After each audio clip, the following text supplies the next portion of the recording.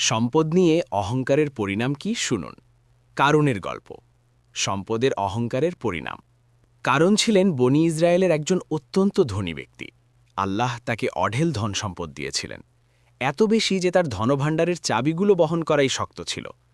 কিন্তু কারুন এই সম্পদের জন্য আল্লাহর কৃতজ্ঞতা প্রকাশ করেননি, বরং সে বলেছিল, এই সম্পদ আমি আমার জ্ঞান ও বুদ্ধির মাধ্যমে অর্জন করেছি। সূরা কাসাস ৭৮ নম্বর আয়াত।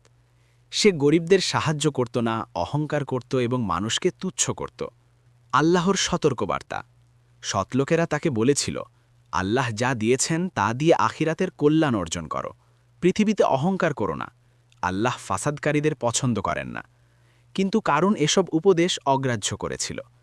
পরিণাম, আল্লাহ তাআলা তাকে ও তার সম্পদকে ভূমির নিচে ধসিয়ে দেন। অতপর আমি তাকে ও তার ঘরবাড়িকে ভূমিতে ধসিয়ে দিলাম। সূরা কাসাস ৮১ নম্বর আয়াত। যারা আগে তার মতো হতে চাইত, তারা পরে বুঝতে পারল সম্মান ও অপমান আল্লাহর হাতে। শিক্ষণীয় দিক। সম্পদ আল্লাহর নেয়ামত, পরীক্ষা। ধন সম্পদ অহংকারের কারণ হলে তা ধ্বংস ডেকে আনে। অহংকার আল্লাহ অপছন্দ করেন। যে নিজেকে বড় মনে করে আল্লাহ তাকে ছোট করে দেন।